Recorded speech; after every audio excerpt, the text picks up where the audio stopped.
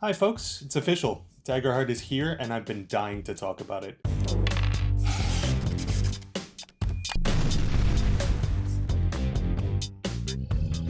Daggerheart is an incredible new TTRPG from Darrington Press, the publishing arm of Critical Role, and as you'd expect from that wonderful group of nerdy-ass voice actors, it focuses pretty heavily on collaborative storytelling and world building in a way that is really refreshing.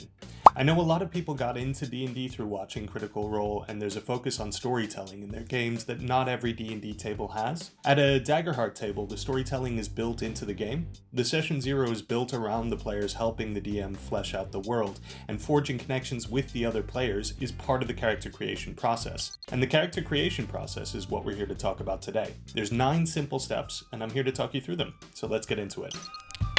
Step 1. The first step is to pick your class. There's a lot of classic archetypes that you'll recognize: the rogue, the wizard, the bard. They're all there, among other familiar faces, and each class has specific class features that will be useful in their role. While the rogue has class features like hide or sneak attack. The warrior, for example, has class features like battle strategist, attack of opportunity, and combat training. Each class has a subclass which you also pick during character creation and gives your character specialized features. The sorcerer, for example, has elemental origin, which lets you channel the raw power of a particular element, like fire or air, whereas primal origin lets you manipulate magic itself to modify your spells in different and powerful ways. Step 2. So the next step is to choose your character's heritage, which is comprised of 2 elements: ancestry and community. Ancestry is effectively their species, which affects how they look, and grants them 2 features unique to that ancestry. You have a lot of ancestries to choose from in the core book. Again, there are some familiar faces: elves, dwarves, humans, but also some new and intriguing ones like the simia or the fairy. The ancestry features will usually represent something that's tied to the ancestry's physicality, like a giant's reach or endurance, or it might be something less physical that's associated with the ancestry, like a halfling's luckbringer feature, which allows everyone in the party to gain a hope token at the start of each session. I'll cover hope and fear and how they work in a later video. After you've chosen the ancestry, you'll need to choose your character's community, which reflects the environment your character grew up in. Each community also comes with a feature that will help your character in the game. You can choose from various different communities, like Highborn for a noble upbringing, or Seaborn for a character who grew up in a seafaring community. During the Session Zero, you'll be able to help your GM fill in details about the community you grew up in. Step 3. You need to assign your trait modifiers. These traits are agility, strength, finesse, instinct, presence, and knowledge.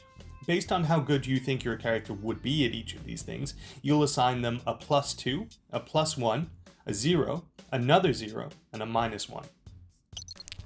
Step 4.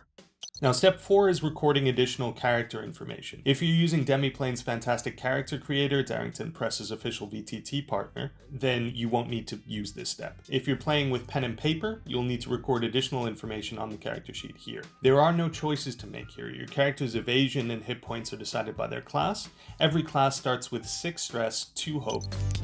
Step 5 is to choose your starting equipment. This is where you'll pick your character's starting equipment, so like a weapon, either physical, or if your character has a spellcast trait, you can use a magic weapon. You'll pick either a 2-handed weapon or a 1-handed primary and a secondary weapon. The type of weapon you pick will be your choice, but there are suggestions at the top of your character guide.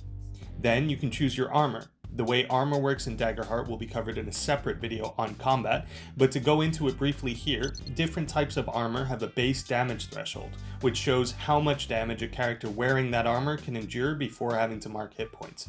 Heavier armor will increase the amount of damage you can take while lowering your evasion. After weapons and armor, you choose your other starting equipment, things like a torch, a handful of gold, rope, a health or stamina potion, and things specific to your class. There are no rules limiting the size of your inventory, and Daggerheart encourages players to be creative, so feel free to talk to your GM about other equipment you feel your character might have. Step 6. To create your background, you can really get creative. You'll be offered various prompts to help jumpstart your imagination, but these really are just jumping off points. You can modify them or talk to your GM about new ones. The decisions you make here are narrative ones. There's no special abilities or traits that you get from your background, but they do impact the story your GM is working on, your character, and their place in that story.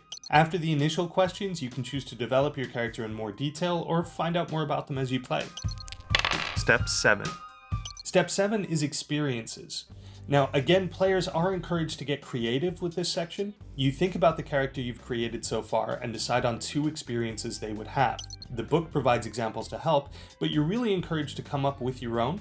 You might have in your backstory that you're a former circus performer, so you've decided your character would have the experience High Flyer, having been a trapeze artist previously. Each experience gives you a +2 in situations where it fits, so if your character is being pursued across rooftops and leaping from building to building, they can use the experience High Flyer to add +2 to rolls where necessary there, giving them an advantage because they are experienced in daring feats at high elevations.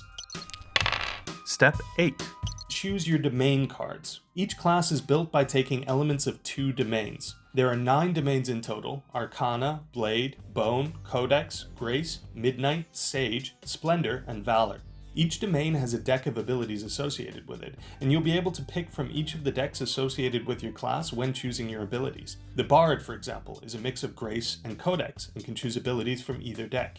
The Rogue is a mix of Midnight and Grace and can choose abilities from either of those. Step 9.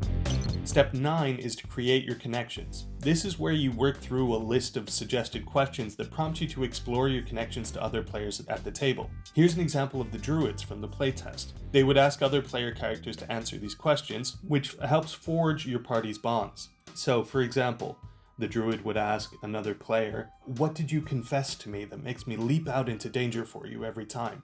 What animal do I tell you that you remind me of? Or what affectionate nickname have you given me?"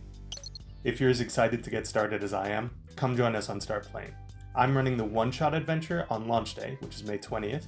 Then the following Friday, May 23rd, both of those at 11 p.m. British Summer Time, 6 p.m. Eastern Standard Time, and 3 p.m. Pacific Standard Time.